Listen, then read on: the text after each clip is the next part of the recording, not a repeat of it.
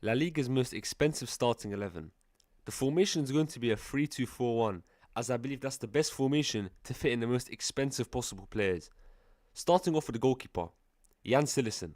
He cost Valencia 35 million euros. What a throwback this guy is.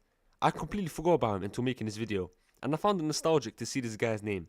I definitely didn't expect this man to be the most expensive goalkeeper in La Liga history. Was he a successful signing for the club? I'm going to have to say no.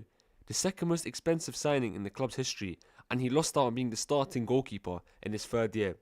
He was also one of the higher earners at the club, and he also did publicly come out at the end saying he doesn't want to be on the bench. So despite him being a good goalkeeper, I'm going to have to say unsuccessful, as I would have expected him to be the starting goalkeeper for at least 5 or 6 years.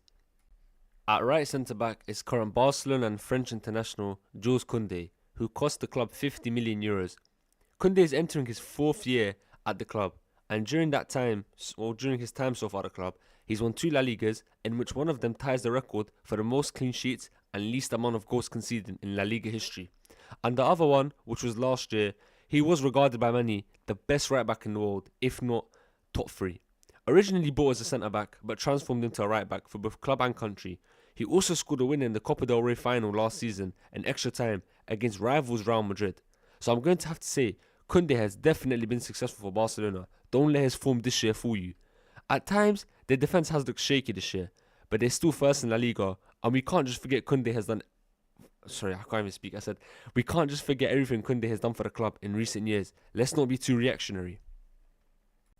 In the middle centre-back position is current Real Madrid and French international Aurelien Tchouameni, if I said his first name correct. I know Tchouameni said correct.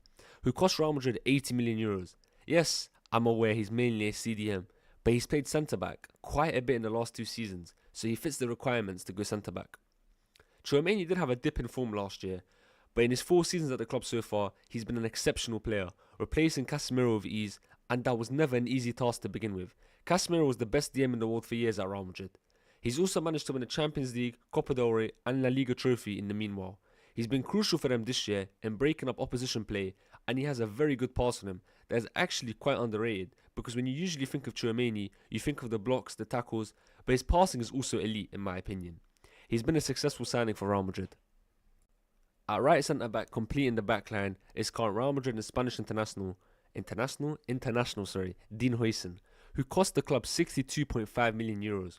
He had a quick start to life in Madrid and impressed everyone quickly with his ball-playing abilities and defending, but in recent weeks, we have seen some flaws in his game, like his aerial ability, but we've got to remember, he's only 20 years old? So he's already playing at an exceptional level for a 20-year-old. It is too early to classify him as unsuccessful or successful, but I do believe he will be very successful for the club and could go down as one of the greatest defenders of all time. Moving on to the midfield and starting with the left DM, it's current French and Girona player Thomas Lemar, who cost the club 72 million euros. I don't think many people actually remember how good he was at Monaco, and that was the main reason for him being so expensive. He was transformed into a midfielder and wing-back by Simeone and did have his moments for the club. He was really good in the title-winning season in the 2021-22 season and the year after, but the issue is, since then, he hasn't done too much to justify his price tag, and he also had a very slow start. In all fairness to him, he's been unfortunate with injuries. He's now been loaned out to Girona, who sit 18th in La Liga currently. One of the biggest what ifs for me is what if he never got injured against Valencia, because he actually suited the system quite well. He is still only 30 years old, so hopefully he gets back to the top level of football, but I'm going to have to say unsuccessful signing. Pairing Lemar in midfield at right DM is current Barcelona and Netherlands international Frenkie de Jong, who cost the club 86 million euros. He's entering his 7th season with the club, and until Flick arrived, there was basically rumours every summer he's going to leave the club or linked with a move away. But since Flick's arrived, he's cemented himself as a first team player, because before Flick, he wasn't even guaranteed starter. In fact, Xavi sometimes played him centre back as he preferred Gavi and Pedri in the 8. I'd say purely off his time under Flick, he's been worth the money and playing similar to his Ajax levels, if not better. He's still only 28 years old. I'm sure he can offer another 5 years to the club. He's also very press resistant, so I'm going to have to say just about successful signing. In the left attacking midfield position is current Brazilian and Vasco da Gama player Felipe Coutinho. He cost Barcelona 135 million euros, and this one here just hurts. He was meant to be an icon of the game. He was so elegant on the ball. Not many players could deal with an informed Coutinho. He has won quite a few trophies, Funnily enough, the Champions League he won was whilst he was sent out on loan to Bayern Munich, and he even scored 2 against Barcelona. He showed glimpses of his class at Bayern, something we didn't really see at Barcelona. What actually went wrong? Why didn't it work? I'd love to hear Coutinho talk about it, but he was for sure an unsuccessful signing. One of my favourite players of all time, however. In the right attacking midfield position is current Real Madrid and England international Jude Bellingham, who cost the club €127 million, and what a player he's turned out to be for them. Vital in his first year for their double, which included the La Liga title and Champions League. He's always been a reliable, consistent player for the club. He thrives for big games, especially El Clasico, where he loves to pop in with a goal. His defensive side of the game and pressing isn't talked about enough. He's a complete midfielder who can score, assist and defend. He's also the player that sacrifices himself the most for Real Madrid, because believe me, if this guy didn't press the way he did and drop back like he does, Real Madrid would have dropped way more points. He should have won the Ballon d'Or in the 2023-24 season in my opinion, where Rodri won it, but that's just my opinion. I doubt all of you are going to agree. Jude, for me, he's been a successful signing. Don't get fooled by those that say he's a PR merchant.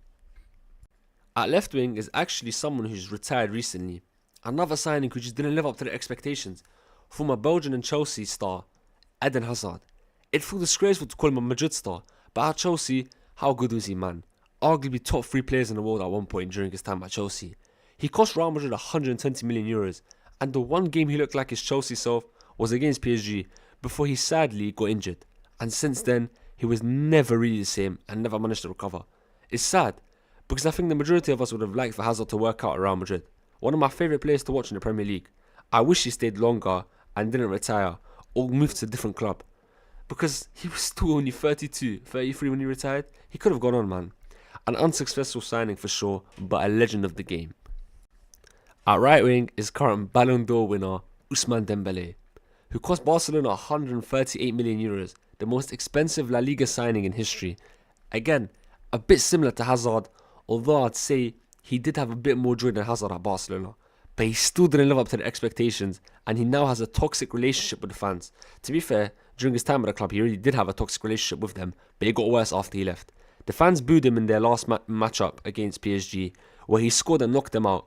He left the club for €25 million as he got half of the fee PSG paid Barcelona.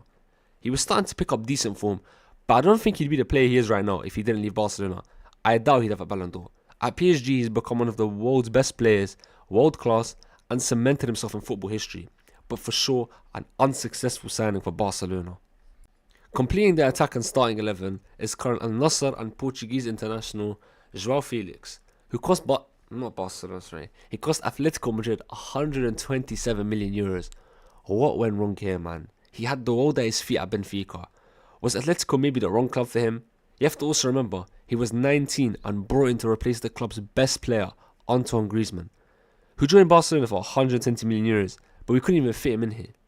Felix did have his moments, particularly in the title-winning season, where he formed a decent partnership with Suarez, but after that, it was on and off, and he didn't get on with Simeone anymore. The most expensive player in the club's history, but didn't contribute too much. He was an unsuccessful signing for them, despite his talent. That's the most expensive starting 11 in La Liga history done. Thank you for watching.